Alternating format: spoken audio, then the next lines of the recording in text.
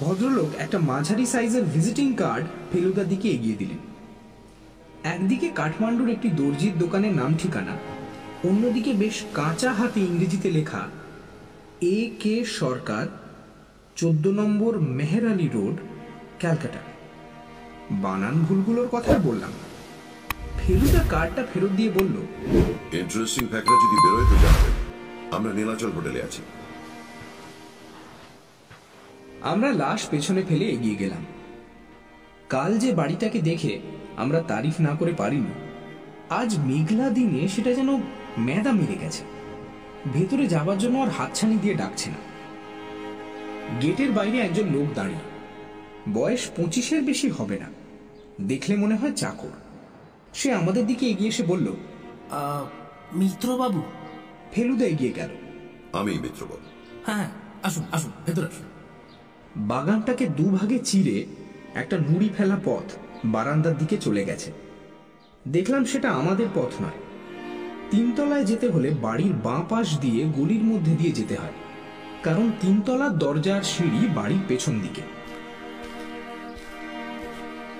গলির মাঝামাঝি এসে লালমোহনবাবু হঠাৎ হিক শব্দ করে 3 হাত পিছিয়ে গেছিলেন। তার কারণ মাটিতে পড়ে থাকা একটা সরু লম্বা সাদা কাগজের ফালি। লালমোহনবাবু সেটাকে সাপ মনে করেছিলেন। সিঁড়ির সামনে গিয়ে চাকর আমাদের ছেড়ে দিল, কারণ উপর থেকে একটি ভদ্রলোক নেমে এসেছেন। মিস্টার মিত্র, আসুন আসুন, আমার সঙ্গে আসুন। ফেলুদাকে চিনেছেন নাকি? মুখের হাসি তো তাই বলছে। ভদ্রলোকের চোখে মাইনাস পাওয়ারের চশমা, গায়ে চামড়া বলছে বয়স 35-এর বেশি নয়, কিন্তু মাথার চুল এর মধ্যে বেশ পাতলা হয়ে গেছে। আপনার পরিচয়টা? সিঁড়ি উঠতে উঠতে জিজ্ঞেস করলো ফেলুদা। আমার নাম নিশীথ বোস, আমি দুর্গাবাবুর সেক্রেটারি। দুর্গাবাবু? ওর নাম তাহলে? দুর্গাবতী সেন। এখানে সবাই ওকে ডিজি সেন বলেই ডাকেন। সিঁড়ি দিয়ে উঠে ডাইনে একটা ঘর, বোধহয় সেটাতেই সেক্রেটারি থাকেন, কারণ একটা তক্তপোষের পাশে একটা ছোট্ট টেবিলের ওপর একটা টাইপরাইটার চোখে পড়ল। বাঁয়ে একটা প্যাসেজের দুদিকে 2টো ঘর, শেষ মাথায় ছাদ। সেই ছাদেই যেতে হলো আমাদের।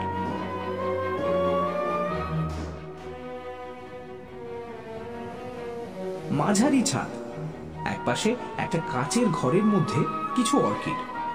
ছাদের মাঝখানে একটা বেতের চেয়ারে বসে আছেন একটি বছর 60-এর ভদ্রলোক। লালমোহনবাবু পরে যে বলেছিলেন ব্যক্তিত্ব উইথ এ ক্যাপিটাল বি, সেটা খুব ভুল বলেননি। টকটকে রং, ভাষা ভাষা চোখ, কাঁচা পাকা মেলানো ফ্রেঞ্চ কাট দাড়ি, আর মুগুর ভাজা চওড়া কাঁধ। চেয়ারে বসেই নমস্কার করছেন দেখে প্রথমে একটু কেমন কেমন লাগছিল, তারপর কারণটা বুঝলাম। নীল প্যান্টের তলারি ভদ্রলোকের বাঁ পায়ের যেটুকু দেখা যাচ্ছে সবটুকুই ব্যান্ডেজে ঢাকা। আমাদের জন্য আরো 3টে চেয়ার বার করে রাখা হয়েছে। আমরা বসলে পরে ফেলুদা বলল, আপনি যে আমাদের সময় দিয়েছেন তার জন্য আমরা সত্যি। আপনি পুরোনো পুঁথি সংগ্রহ করেন শুনে আশার লোকসান হলাম না। ওটা আমার অনেক জিনিস। আমাদের দিক থেকে দৃষ্টি সরিয়ে আকাশের দিকে চেয়ে কথাটা বললেন ভদ্রলোক, চেহারার সঙ্গে মানানসই গলার স্বর। ফেলুদা বলল, আমার এক জ্যাঠামশাই আছেন, নাম সিদ্ধেশ্বর বোস। তার 3টে পুঁথি আছে। আপনি বোধহয় একবার সেগুলো দেখতে গিয়েছিলেন। কি পুঁথি? 3টেই বাংলা, 2টো অন্নদামঙ্গল আর একটা গোরক্ষ বিজয়। তা গিয়ে থাকতে পারি, পুঁথির পেছনে ঘুরেছি অনেক। আপনার কি সব বাংলা পুঁথি? অন্য ভাষাও আছে, যেটা বেস্ট সেটা তো সংস্কৃত। কবেকার পুঁথি? 12th century। আমি মনে মনে বললাম, জিনিসটা যদি আমাদের দেখার ইচ্ছেও থাকে, বলে কোনো লাভ হবে না। ভদ্রলোকের মর্জি হলে দেখাবেন, না তো নয়। লোকনাথ। বুঝলাম চাকরের নাম লোকনাথ, কিন্তু তাকে হঠাৎ ডাকা কেন? চাকরের বদলে মুহূর্তের মধ্যে চলে এলেন নিশীথ বাবু। পর্দার বাইরেই দাঁড়িয়েছিলেন কি? লোকনাথ নেই স্যার, বেরিয়েছে। কিছু বলবেন? মিস্টার সেন ডান হাতটা বাড়িয়ে দিলেন। নিশীথ বাবু সেটা ধরে ভদ্রলোকের চেয়ার থেকে উঠতে সাহায্য করলেন। আসুন। ভদ্রলোকের পেছন পেছন আমরা ছাদ থেকে প্যাসেজ ও প্যাসেজ থেকে শোবার ঘরে গিয়ে ঢুকলাম।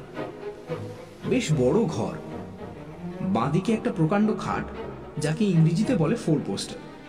খাটের পাশে একটা কাশ্মীরি টেবিলে একটা ল্যাম্প, দুটো ওষুধের শিশি আর একটা কাঁচের গেলাস। ডান দিকে একটা মাঝারি সাইজের রোল টপ ডেস্ক, একটা চেয়ার আর দেয়ালে লাগানো পাশাপাশি দুটো গোদরেজের আলমারি। হলো। হুকুমটা হলো সেক্রেটারিকে। নিশীথবাবু খাটের উপর রাখা বালিশের তলা হাতড়িয়ে একটা চাবির গোছা বার করে ডেস্কের ঠিক পাশের আলমারিটা খুললেন। ভেতরে 4টে শেলফ, তার প্রত্যেকটিতে পাশাপাশি থরে থরে সাজানো শালুতে মোড়া লম্বা লম্বা প্যাকেট। সব মিলিয়ে আন্দাজ 40-45টা। এতেও আছে কিছু। অন্য আলমারিটা দেখিয়ে বললেন দুর্গাবতী সেন। তবে আসলটা বেরোলো শেলফ থেকে নয়, নিচের দিকের একটা দেরাজ থেকে। লক্ষ্য করলাম তার নিচে আরেকটা পুঁথি রয়েছে। নিশীথবাবু হুকুম পেয়ে শালুর উপর ফিতের বাঁধনটা খুলে ফেললেন। ভেতর থেকে বেরিয়ে এলো দুদিকে কাঠের পাটার মধ্যিখানে স্যান্ডউইচ করা 12শ শতাব্দীর সংস্কৃত পুঁথি। অষ্টাদশ সহস্রিকা প্রজ্ঞাপারমিতা বললেন দুর্গাবতী সেন। অন্যটা কল্পসূত্র। কাঠের পাটার উপরে আশ্চর্য সুন্দর রঙিন ছবি। এতদিনের পুরনো হওয়া সত্ত্বেও রঙের জৌলুস এতটুকু কমেনি। পুঁথিটা কাগজের না, তাল পাতা। হাতের লেখা যে এত পরিপাটি আর এত সুন্দর হতে পারে তা আমার ধারণাই ছিল না। লালমোহন বাবু চাপা গলায় মন্তব্য করলেন, ধন্যী ছেলের অধ্যবসায়।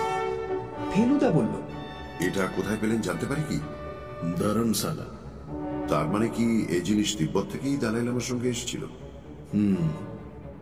ভদ্রলোক পুঁথিটা ফেলুদার হাত থেকে নিয়ে নিশীথবাবুকে দিয়ে দিলেন। সেটা আবার ফিতে বাঁধা অবস্থায় যেখানে ছিল সেখানে চলে গেল। আপনি কি আপনার জ্যাঠার হয়ে সুপারিশ করতে এসেছেন? প্রশ্নটা শুনে বেশ হকচকিয়ে গেছিলাম। ফেলুদা কিন্তু নানান বেয়াড়া প্রশ্নের সামনে পড়েও নিজেকে দিব্যি ঠান্ডা রাখতে পারে। বলল, আগে না। আমি এসব জিনিস নিয়ে ব্যবসা করি। কেউ যদি দেখতে চায় তো দেখাতে পারি, এই পর্যন্ত। আমার জ্যাঠার সামর্থ্য নেই এই জিনিস কেনা। অবশ্যই আমার কোনো ধারণা নেই এর কত দাম হতে পারে। অমূল্য। কিন্তু এসব তো দেশের বাইরে চলে যাচ্ছে। চামার যারা বিক্রি করে তারা চামার। আপনার ছেলের এসবে ইন্টারেস্ট নেই? দুর্গাবতীবাবু কেমন যেন অন্যমনস্ক হয়ে পড়লেন প্রশ্নটা শুনে। খাটের পাশে টেবিলটার দিকে চেয়ে কয়েক মুহূর্ত চুপ করে থেকে বললেন, ছেলেকে বেছে। স্যার, উনি একজন বিখ্যাত গোয়েন্দা স্যার। নিশীথবাবু হঠাৎ এই সময় এই কথাটা কেন বললেন বুঝলাম না। দুর্গাবতীবাবু একবার ফেলুদার মুখের দিকে চেয়ে দৃষ্টি ঘুরিয়ে নিয়ে বললেন, তাতে ভয়ের কি? আমি কি খুন করেছি? শ্যামলাল বাবু ঠিকই বলেছিলেন। ভদ্রলোকের হাব ভাব কথাবার্তা সত্যিই পিকিউলিয়ার। অবশ্য এর পরের কথাটা আরো তাজ্জব, প্রায় একেবারে হেঁয়ালির মতো। যা হারিয়েছে তা ফিরিয়ে আনা গোয়েন্দার কর্ম নয়। যে পারে সেই করছে চেষ্টা। বন্ধ দরজা খুলছে একে একে, গোয়েন্দা কিছু করার নেই। 15 মিনিট হয়ে গেছে, তাই ফেলুদা দরজার দিকে ফিরল। নিশীথবাবু যেন একটু ব্যস্ত হয়ে বললেন, আসুন আসুন আসুন আসুন। আমরা পুঁথির মালিককে ধন্যবাদ জানিয়ে নিচে রওনা দিলাম। ভদ্রলোকের পায়ে কি ব্যাপার? ফেলুদা নিচে নামতে নামতে প্রশ্ন করল, ওকে গাউটে ধরেছে, গেঁটে বাঁধ। খুব শক্ত সমর্থ লোক ছিলেন আগে, এই মাস 3 হলো কাহিল হয়ে পড়েছেন। যে ওষুধগুলো দেখলাম সে কি গাউটের? আগে হ্যাঁ, কেবল একটা ঘুমের ওষুধ, ওই লক্ষণবাবুর দেওয়া। গণৎকার লক্ষণ ভট্টাচার্য? প্রশ্ন করলেন লালমোহন বাবু। আগে হ্যাঁ, উনি অ্যালোপ্যাথি আয়ুর্বেদ দুটোই বেশ ভালো জানেন, বেশ কোয়ালিফাইড লোক, অনেক কিছু জানেন বটে। এমনকি কর্তার সঙ্গে মাঝে মাঝে পুঁথি নিয়েও আলোচনা করতে শুনেছি। আশ্চর্য লোক। ফেলুদার ভুরুটা যে কেন কুঁচকে রয়েছে সেটা বুঝতে পারলাম না। লালমোহন বাবুর ইচ্ছে ছিল লক্ষণ ভট্টাচার্যের সঙ্গে ফেলুদার আলাপ করিয়ে দেবে। কিন্তু সেটা আর হলো না, কারণ গণৎকারের দরজায় তালা। আমরা সাগরিকা থেকে বেরিয়ে হোটেল মুখ হলাম। সমুদ্রের ধারে ভিড় হয়ে গেছে এই 15 মিনিটের মধ্যে, কারণ মেঘ পাতলা হয়ে গিয়ে সূর্যটা উঁকি মারবো করছে। ডাইনে রেলওয়ে হোটেলটা দেখা যাচ্ছে। ফেলুদা বলল এই ভিড়ে বেশিরভাগ লোকই নাকি ওই হোটেল। আমরা ভিড় ছাড়িয়ে কয়েক পা যেতে পেছন থেকে একটা অচেনা গলায় ডাক। অন্যদের থেকে একটু আলগা হয়ে একপাশে দাঁড়িয়ে একজন লম্বা ভদ্রলোক ফেলুদার দিকে চেয়ে হাসছে। বোঝা যাচ্ছে ইনি বেশ কয়েকদিন সমুদ্র তটে ঘোরাফেরা করছেন, কারণ সানগ্লাসটা খুলতে চোখ থেকে কান অবধি একটা ফিকে লাইন দেখা গেল, যেখানে চশমার ডাঁটিটা চামড়ায় রোদ লাগতে দেয় না। ভদ্রলোক আমাদের দিকে এগিয়ে এলেন। প্রায় ফেলুদার মতোই লম্বা, সুপুরুষ বলা চলে। কালো চাপ দাড়ি আর গোঁফটা বেশ হিসেব করে ছাঁটা। কালো ট্রাউজার্সের উপর চিজ ক্লথের শার্টটা হাওয়ায় সেঁটে আছে শরীরের সঙ্গে। আপনার নাম শুনেছি, বললেন ভদ্রলোক। এসেই ব্যস্ত হয়ে পড়েছেন নাকি? কেন বলুন তো? একটা খুন হয়েছে শুনলাম তো, তাই ভাবলাম আপনি আবার জড়িয়ে পড়লেন কিনা। খুন হলেই জড়িয়ে পড়তে ইচ্ছে হয় ঠিকই, কিন্তু কেউ না ডাকলে আর কি করে যাই বলুন? আপনি তো নীলাচলে উঠেছেন, তাই? আগে হ্যাঁ। হোটেলে ফিরছেন? হ্যাঁ। ভদ্রলোক কি যেন বলতে গিয়ে ইতস্তত করছেন। ফেলুদা বলল, আপনাকে বুঝি আংটি সামলাতে হচ্ছে? এটা আমি আগেই লক্ষ্য করেছি। ভদ্রলোক ডান হাতের তেলোয় 3টে সোনার আংটি নিয়ে রয়েছেন, ফলে বেশ বোকা বোকা দেখাচ্ছে। আর বলবেন না, আমাদের হোটেলের এক বাসিন্দা এই কালই আলাপ হয়েছে। জলে নামবেন, তা বললেন এগুলো নাকি আঙুল থেকে খুলে আসে। বলুন তো কি ঝক্কি। আংটির মালিক যে কে সে আর বলতে হবে না। ওই যে নুলিয়ার হাত ধরে ছপ ছপ করে এগিয়ে আসছেন তিনি, সোনায় মোড়া মিস্টার হিঙ্গরানি। ফেলুদাকে দেখে ভদ্রলোক গুড মর্নিং বলে একটা হাঁক দিলেন। তারপর আরো এগিয়ে এসে থ্যাংক ইউ বলে আংটিগুলো ফেরত নিয়ে আঙুলে পরে জানিয়ে দিলেন যে গোয়া, ওয়াইকিকি, মায়ামি, আকাপুলকো, নিস ইত্যাদি অনেক জায়গার সমুদ্র তটের অভিজ্ঞতা আছে তার, কিন্তু পুরীর মতো বিচ নাকি কোথাও নেই। নতুন ভদ্রলোকটি এবার হিঙ্গরানির কাছে বিদায় নিয়ে আমাদের সঙ্গ নিলেন। ফেলুদা বলল, আপনার নামটা কিন্তু এখনো জানা হয়নি। ভদ্রলোক মৃদু হেসে বললেন, আমার নাম বললে হয়তো চিনবেন না। একটা বিশেষ লাইনে আমার কিছুটা কন্ট্রিবিউশন আছে, তবে সেটা সকলের জানার কথা নয়। আমার নাম বিলাস মজুমদার। ফেলুদা বুড়ো কুচকে ভদ্রলোকের দিকে চাইল। আপনার কি পাহাড় টাহাড়ের সঙ্গে কোনো সম্পর্ক আছে? আপনার জ্ঞানের পরিধি দেখছি। না না, তেমন কিছু নয়। গত মাসখানেকের মধ্যে কোথায় যেন বিলাস মজুমদার নামটা দেখেছি, বোধহয় কোনো পত্রিকায় বা খবরের কাগজে। মনে হচ্ছে তাতে মাউন্টেনিয়ারিং বা ওই জাতীয় কিছু উল্লেখ ছিল। ঠিকই দেখেছেন, আমি মাউন্টেনিয়ারিং শিখেছিলাম দার্জিলিং এর ইনস্টিটিউটে। আমার আসল কাজ হচ্ছে ওয়াইল্ড লাইফ ফটোগ্রাফি। একটা জাপানি দলের সঙ্গে স্নো লেপার্ডের ছবি তুলতে যাবার কথা ছিল। জানেন বোধহয় হিমালয়ের হাই অল্টিটিউডে স্নো লেপার্ডের আস্তানা দেখেছে অনেকে, কিন্তু আজ পর্যন্ত কোনো ছবি তোলা সম্ভব হয়নি জানোয়ারটা। পথে আর কোনো কথা হলো না। লালমোহনবাবু বারবার সপ্রশংস দৃষ্টিতে ভদ্রলোকের দিকে দেখছেন, সেটা লক্ষ্য করেছে। হোটেলে ফিরে এসেই ফেলুদা চায়ের অর্ডার দিল। হ্যালো, চারটে চা পাঠিয়ে দেবেন প্লিজ। ভদ্রলোক চেয়ারে বসে প্রথমেই পকেট থেকে একটা ছবি বার করে আমাদের দিকে এগিয়ে দিলেন।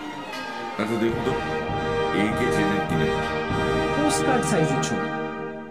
মাটিতে উবু হয়ে বসা চ্যাপটা টুপি করা একটা লোক একটা অদ্ভুত জানোয়ারকে জাপটে ধরে আছে, আর 8-10 জন লোক সেই জানোয়ারটাকে দেখছে। মিস্টার মজুমদার যে লোকটির দিকে আঙুল দেখাচ্ছে তাকে আমরা চিনি। এর কাছ থেকেই তো আসছি আমরা, যদিও চিনতে একটু সময় লাগে, কারণ ভদ্রলোক গাড়ি লেগেছে। মিস্টার মজুমদার ছবিটা ফেরত নিয়ে বললেন, এটাই জানার দরকার ছিল। বাড়ির গেটে ডিজি সেন নাম দেখলাম, কিন্তু তিনি এই ছবির ডিজি সেন কিনা সে বিষয়ে শিওর হতে পারছিলাম। এই জানোয়ারটি ব্যাঙ্গলিন বলে মনে হচ্ছে। একদম ঠিক। ওই প্যাঙ্গুলির নামটা কিছুতেই মনে পড়ছিল না। একরকম ঠিকই কাবু। দেখে মনে হয় গায়ে বর্ণ করে দিচ্ছে। বিলাসবাবু বললেন, ব্যাগ বলিনি বটে, নেপালে পাওয়া যায়। কাঠমান্ডুর এক হোটেলের বাইরে তো ডিজি সেন ছিলেন ওই হোটেলে, আমিও ছিলাম। এটা কবে কেন? এই তো গত অক্টোবরে আমি গেছি সেই জাপানি টিম আসবে বলে। জাপানের কাগজেও আমার তো ছবিটা লিখে দিয়েছে। জাপানি দলটা আমার সঙ্গে তখন যোগাযোগ করে। স্বভাবতই আমি খুব উৎসাহিত হয়ে পড়ি, কিন্তু শেষ অব্দি আর যাওয়া হয়। কেন কেন? ব্যস্ত হয়ে প্রশ্ন করলেন জটায়ু। বুঝলাম লেবার টেবার শুনে ভদ্রলোক একটা রোমাঞ্চের গন্ধ পেয়েছে। কপাল, একটা অ্যাক্সিডেন্টে জখম হয়ে হাসপাতালে পড়েছিলাম 3 মাস। আপনার বাঁ পা কি যখন পা? কেমন বলুন? বাঁ পায়ের শিনবোনটা ভেঙেছিল বটে, কিন্তু আমার হাঁটা দেখলে কি সেটা বোঝা যায়? তা যায় না। কাল একটা পায়ের ছাপ দেখছিলাম বাড়িতে, জুতো পরা পা, সঙ্গে সঙ্গে বাঁ পাশে লাঠির ছাপ। ভাবলাম হয় না না হয় বাঁ পায়ে যখন। তা আপনি লাঠি ব্যবহার করেন না দেখছি? মাঝে মাঝে, কারণ ওই বালিতে হাঁটতে কষ্ট হয়, কিন্তু 39 বছর বয়সে হাতে লাঠি ধরতে ইচ্ছে করে না। তাহলে অন্য কেউ হবে। অবশ্যই শিনবোন ভাঙাই একমাত্র ইনজুরি নয়। পাহাড়ের গা দিয়ে 500 ফুট গড়িয়ে পড়েছিলাম। একটা গাছের উপর পড়ি, তাই জখমটা তবু কম হয়। এক চাষার ছেলে কয়েকজন হিপিকে খবর দেয়, তারাই আমাকে হাসপাতালে নিয়ে যায়। শিনবোন ছাড়া 7টা পাঁজরার হাড় আর কলার বোন ভেঙেছিল। থুতনি থেতলে গিয়েছিল, দাড়ি রেখেছি ক্ষতচিহ্ন ঢাকবার জন্য। 2 দিন পরে জ্ঞান হয়। স্মৃতিশক্তি তছনছ হয়ে গিয়েছিল। ডায়েরি থেকে নাম ঠিকানা বার করে কলকাতার বাড়িতে খবর দেয়। এক ভাইপো চলে আসে, তাকেও বেশি চিনতে পারিনি। হাসপাতালে থাকতেই কিছুটা স্মৃতি ফিরে আসে। চিকিৎসার ফলে আরো খানিকটা ইমপ্রুভ করেছে, কিন্তু অ্যাক্সিডেন্টের ঠিক আগের ঘটনা এখনো ঠিক মনে পড়েনি। এই যেমন ডিজি সেন বলে এক ভদ্রলোকের সঙ্গে আলাপ হয়েছিল, সেটা আমার ডায়েরিতে পাচ্ছি, কিন্তু তার চেহারাটা মনে পড়েছে এই মাত্র 2 দিন আগে। ডিজি সেন কেন গিয়েছিল কাঠমান্ডু সেটা মনে পড়ছে? মানে পুঁথি সংক্রান্ত কোনো ব্যাপার কি? পুঁথি? একটু অবাক হয়ে জিজ্ঞেস করলেন ভদ্রলোক। মানে যা দিয়ে মালা গাঁথে? না, পুঁথি বা পুঁথি, পুস্তিকা, হাতে লেখা প্রাচীন বই। ভদ্রলোকের খুব ভালো কালেকশন আছে পুঁথি। ও আচ্ছা আচ্ছা, তাই বলুন। কিরকম দেখতে হয় বলুন তো এই পুঁথি? সরু, লম্বা, চ্যাপ্টা। ধরুন স্টেট এক্সপ্রেসের একটা কার্টুনের সাইজ। তার চেয়ে একটু ছোট বা বড়ও হতে পারে। সাধারণত শালুতে মোড়া থাকে। ভদ্রলোক আবার কিছুক্ষণ চুপ, এক দৃষ্টে চেয়ে আছেন টেবিল ল্যাম্পটার দিকে, আর আমরা চেয়ে আছি ভদ্রলোকের দিকে। বেশ মিনিট খানেক পর বিলাস মজুমদার বললেন, তাহলে বলি শুনুন। কাঠমান্ডুতে যে হোটেলে ছিলাম, বিক্রম হোটেল, সেখানে ভারী অদ্ভুত ব্যাপার ছিল। 2-1টা ঘর ছিল যার চাবি ঘর ঘরে লেগে, যেটা হোটেলে কখনোই হওয়ার কথা না। একদিন আমি আমার ঘরে চাবি নিয়ে ভুল করে আমার পাশের ঘরের দরজায় লাগিয়ে ঘোরাতেই দরজাটা খুলে গেল। সেটা ছিল ডিজি সেনের ঘর। প্রথমে ঠিক ধরতে পারিনি, ভাবছি আমার ঘরে এরা কারা, ঢুকলো কি করে। আসল ব্যাপারটা বুঝতেই সরি বলে বেরিয়ে আসি, কিন্তু ততক্ষণে একটা ঘটনা আমি দেখে ফেলেছি। খাটে বসে আছেন মিস্টার সেন, আর চেয়ারে 2টি অচেনা লোক। তাদের একজন একটা কার্ডবোর্ডের বাক্স থেকে একটি প্যাকেট বার করছে। যতদূর মনে পড়ে প্যাকেটটা ছিল লাল, তবে সেটা কাগজ কি কাপড় সেটা মনে নেই। তারপর ব্ল্যাঙ্ক। অনেক চেষ্টা করেও মনে করতে পারিনি। এই পরের মেমরি হচ্ছে হাসপাতালে জ্ঞান। লালমোহন বাবু হঠাৎ ভীষণ ব্যস্ত হয়ে উঠলেন। আরে মশাই, এমন ভালো গণৎকার রয়েছেন এই পুরীতে, আমি তার কাছে যান না একবার। যা ভুলে গেছে সব ডিটেইলে বলে দেবে। তার কথা বলছেন? লক্ষণ বাবু ওই ডিডি সেনেরই বাড়ি রাখতে ভাড়া আছে। যদি দিদা হয়তো বলুন, আমি অ্যাপয়েন্টমেন্ট করে আমি আপনাকে নিয়ে যাব। আপনি একটিবার ট্রায়াল দিয়ে দেখুন না। ভদ্রলোকের যেন আইডিয়াটা ভালোই লেগেছে। 100 বার। আপনার কপালে আঙুলটার উপর আঙুল রেখে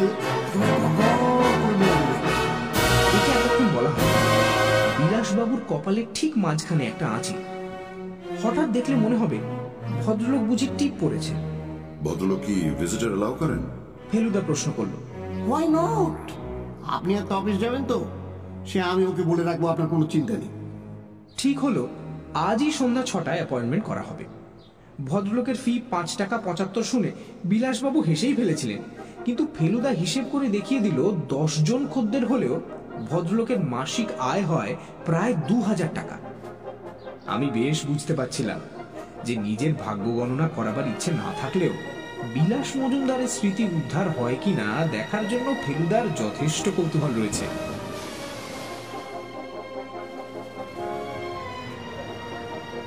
আজ ঠিকই করে রেখেছিলাম যে বিকেলে একটু মন্দিরের দিকটায় যাব। মন্দিরের চেয়েও রথটা দেখার ইচ্ছে বেশি। ফেলুদার কাছেই শুনলাম যে বিশাল রথ নাকি প্রতিবারই রথযাত্রার পর ভেঙে ফেলা হয় আর তার কাঠ দিয়ে খেলনা তৈরি করে বাজারে বিক্রি করা হয়। পরের বছর আবার ঠিক একই রকম নতুন রথ তৈরি হয়। যাবার পথে ফেলুদাকে কেমন যেন অন্যমনস্ক মনে হচ্ছিল।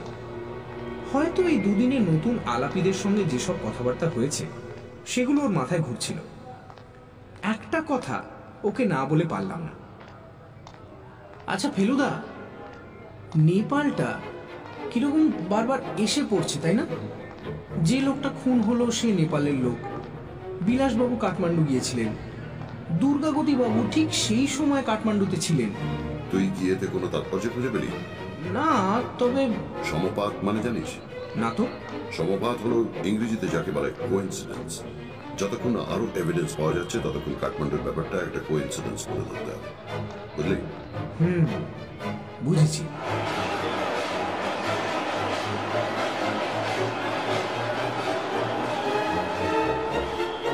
পুরীর বিখ্যাত রথ দেখে মন্দিরের সামনে বিশাল চওড়া রাস্তার একপাশে দোকানগুলোয় ঘুরে ঘুরে পাথরের তৈরি খুঁড়ে খুঁড়ে মূর্তি, কোণারকের চাকা এইসব দেখছি। এমন সময় সাব ইন্সপেক্টর মৃত্যুঞ্জয় মহাপাত্রের আবির্ভাব। হঠাৎ দেখে চিনতে পারি, কারণ এই ফাঁকে কখন জানি চুল ছেটে এসেছে। আমাদের এক দূরসম্পর্কের কাকা আছেন যিনি হেয়ার কাটিং সেলুনে চেয়ারে বসলেই ঘুমিয়ে পড়েন, ফলে নাপিত বেহিসাবি কিছু করলেও টের পান না। ঘুম ভাঙার পর অবশ্য প্রত্যেকবারই কুরুক্ষেত্র বেঁধে যায়। মহাপাত্রকে দেখে মনে হলো এনারও সে বাকি আছে। ইনফরমেশন এসেছে আজ 2:30-টে 14 নম্বর মেহের আলী রোড হলো একটা ফ্ল্যাট বাড়ি। সব শুধু 8টা ফ্ল্যাট, সরকার থাকতেন 3 নম্বর। দিন সাথে হলো ওর ঘর তালা বন্ধ, প্রায় নাকি বাইরে। এবার কোথায় গেছেন জানতে পারলেন? পুরী বটে, কে বলল? 4 নম্বরের বাসিন্দা। তাকে নাকি বলেছে চেঞ্জে যাচ্ছে। চেহারা কেমন জানতে পারলেন? লম্বা, মাঝারি রং, দাড়ি গোঁফ নেই, বয়স 35-40। এ ধরনের বর্ণনা কোনো ভুল নেই। বলে ট্রাভেলিং সেলসম্যান। কি সেল করে তা তো কেউ জানে না। বছরখানেক হলো এই ফ্ল্যাটে এসেছে। আর রূপচাঁদ সিং? সে এখানে এসেছে গতকাল সকালে। বাস স্ট্যান্ডের কাছে একটা হোটেলে ছিল, ভাড়া চুকোই। কাল রাতে নাকি একটা ফোন করতে চেয়েছিল হোটেল থেকে, তো ফোন খারাপ ছিল। শেষে একটা ডাক্তারি দোকান থেকে কাজ ছাড়ে। কম্পাউন্ডার পাশেই দাঁড়িয়েছিল, কিন্তু খদ্দের ছিল বলে কি কথা হচ্ছে তা শোনেনি। 11টা নাগাদ হোটেল থেকে বেরোয় আর ফেরেনি। ঘরে একটা সুটকেস পাওয়া গেছে, তাদের জামা কাপড় রয়েছে কিছু। দুটো টেরিলিনের শার্ট দেখে মনে হলো লোকটা বেশ শৌখিন ছিল। সেটা কিছুই আশ্চর্য না, আজকাল ড্রাইভারের মাইনে অফিসের কেরানির চেয়ে অনেক বেশি।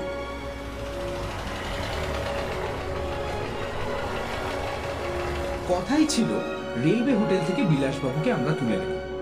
6টা বাজতে 15 মিনিটে আমরা হোটেলে গিয়ে হাজির হলাম। ব্রিটিশ আমলের হোটেল, এখন রং ফেরানো হলেও চেহারায় পুরনো যুগের ছাপটা রয়ে গেছে। সামনে বাগান, সেখানে রঙিন ছাতার তলায় বেতের চেয়ারে বসে হোটেলের বাসিন্দারা চা খাচ্ছে। তারই একটা থেকে উঠে পাশের চেয়ারে বসা দুজন সাহেবকে এক্সকিউজ মি বলে বিলাসবাবু আমাদের দিকে এগিয়ে এলেন।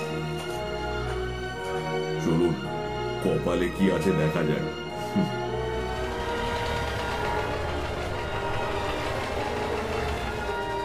আজ লালমোহন বাবু আমাদের গাইড, তাই তার হাব ভাব একেবারে পাল্টে গেছে। দিব্যি গটগটিয়ে সাগরিকার গেট দিয়ে ঢুকে বাগানের মধ্যখানের নুড়ি ফেলা পথ দিয়ে শটান গিয়ে বারান্দায় উঠে কাউকে না দেখে একটু থতমত খেয়ে তৎক্ষণাৎ আবার নিজেকে সামলে নিয়ে সাহেবী মেজাজে বলতেই বাঁদিকে একটা দরজা খুলে গেল।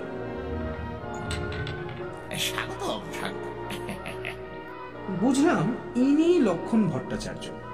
পরনে সিল্কের লুঙ্গি আর চিকনের কাজ করা সাদা আদ্দির পাঞ্জাবি। মাঝারি হাইটের চেহারার বিশেষত্ব হলো সরু গোঁফটা, যেটা ঠোঁটের দুপাশ দিয়ে প্রায় আধ ইঞ্চি নেমে এসেছে নিচের দিকে।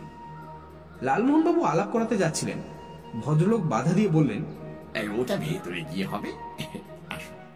লক্ষণ ভট্টাচার্যের বৈঠকখানার বেশিরভাগটা দখল করে আছে একটা তক্তপোষ। বুঝলাম ওটার উপরে বসেই ভাগ্য গণনা হয়। এছাড়া আছে দুটো কাঠের চেয়ার, একটা মোড়া, একটা নিচু টেবিলের ওপর ওড়িশা হ্যান্ডিক্রাফটসের একটা অ্যাশট্রে, আর পেছনে একটা দেয়ালের আলমারিতে দুটো কাঠের বাক্স, কিছু বই, কিছু শিশি, বোতল, বয়াম ইত্যাদি ওষুধ রাখার পাত্র, আর একটা ওয়েস্ট অ্যান্ড অ্যালার্ম ঘড়ি। আপনি বসুন এইখানটা। তক্তপোষের একটা অংশ দেখিয়ে বিলাসবাবুকে বললেন গণৎকার। আর আপনারা চেয়ার আর মোড়া দখল হয়ে গেল। লালমোহনবাবু এবার আমাদের সঙ্গে আলাপটা করিয়ে দিলেন। ফেলুদার বিষয়ে বললেন, ইনি আমার সেই বন্ধু। আর বিলাস মজুমদারের নামটা বলে, ইনি হচ্ছেন বিখ্যাত বলেই জিভ কেটে চুপ করে গেলেন। আমি জানি উনি বলতে গিয়েছিলেন ওয়াইল্ড লাইফ ফটোগ্রাফার। নিজের বুদ্ধিতেই যে নিজেকে সামনে নিয়েছেন সেটা আশ্চর্য করতে হবে। ফেলুদা বোধহয় কেলেঙ্কারিটা চাপা দেবার জন্যই বলল, আমরা দুজন অতিরিক্ত লোক এসে পড়েছি বলে আশা করি আপনি বিরক্ত হবেন। এটা মোটেই না, মোটেই না। আমার আপত্তি যেটাতে সেটা হচ্ছে স্টেজে উঠে ডেমনস্ট্রেশন। সেগুলো তো অনেকেই করেছে। আমি যে জাদুকর নই সেটা অনেকেই বিশ্বাস করতে চায় না। ভদ্রলোকের কথা থেমে গেল। তার দৃষ্টি চলে গেছে বিলাস মজুমদারের দিকে।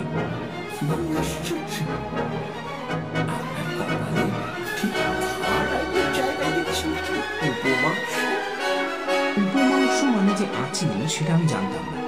ঠিক ওইখানে খুলির আবরণের তলায় কি থাকে জানেন তো? পিনিয়াল গ্ল্যান্ডের কথা বলছেন? ফেলুদা বলল, পিনিয়াল গ্ল্যান্ড মানুষের মগজের সবচেয়ে রহস্যময় অংশ, অন্তত পশ্চিমের বৈজ্ঞানিকরা তাই বলে। আমরা যদিও জানি যে ওটা আসলে প্রমাণ করে যে আদিম যুগে প্রাণীদের 3টি করে চোখ ছিল, 2টি নয়। ওই থার্ড আইটাই এখন হয়ে গেছে পিনিয়াল গ্ল্যান্ড। নিউ গিনিতে একরকম সরীসৃপ আছে, নাম টারাটুয়া, যার মধ্যে এখনো এই থার্ড আই দেখতে পাওয়া যায়। আপনার কপালে আঙুল রাখার উদ্দেশ্য কি এই পিনিয়াল গ্ল্যান্ডের সঙ্গে যোগ স্থাপন করা? তা একরকম তাই বলতে পারি। অবশ্যই যখন প্রথম শুরু করি তখন পিনিয়াল গ্ল্যান্ডের নামও শুনি। জগবন্ধু ইনস্টিটিউশনে ক্লাস 7-এ পড়ি তখন। এক রোববার আমার জ্যাঠামশাইয়ের মাথা ধরল, বললেন, লক্ষণা আমার মাথাটা একটু টিপে দিবি, আমি তোকে আইসক্রিমের পয়সা দেব। কপাল টনটন করছে, কপালের মধ্যিখানে বুড়ো আঙুলের তর্জনী দিয়ে টিপছি, এমন সময় অদ্ভুত একটা ব্যাপার হলো। চোখের সামনে বায়োস্কোপের ছবির মতো পরপর দেখতে লাগলাম জ্যাঠার বইতে হচ্ছে, জ্যাঠা পুলিশের ভ্যানে উঠছেন, মুখে বন্দে মাতরম স্লোগান, জ্যাঠার বিয়ে, জেঠিমার মৃত্যু, কে কে রয়েছেন সব।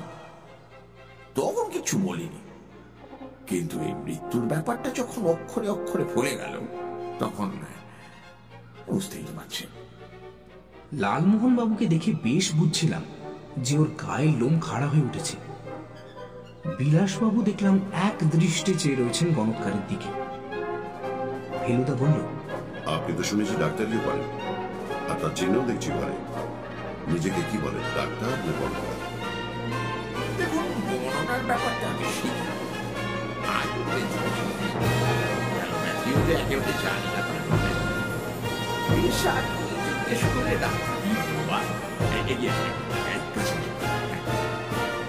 শেষের কথাগুলো অবশ্য বিলাসবাবুকে বলা হলো। ভদ্রলোক এগিয়ে এসে তক্তপোষে পা তুলে বাবু হয়ে বসে বললেন, দেখুন, কপালের ব্ল্যাক স্পটটি যদি ইনফরমেশনের সহায়ক হয়। লক্ষণবাবুর পাশেই যে একটা ছোট অ্যালুমিনিয়ামের বাটি রাখা ছিল সেটা এতক্ষণ লক্ষ্য করি। তার মধ্যে তরল পদার্থটা যে কি তা জানি না, কিন্তু দেখলাম লক্ষণবাবু তাতে ডান হাতের কোড়ে আঙুলের ডগাটা 3 বার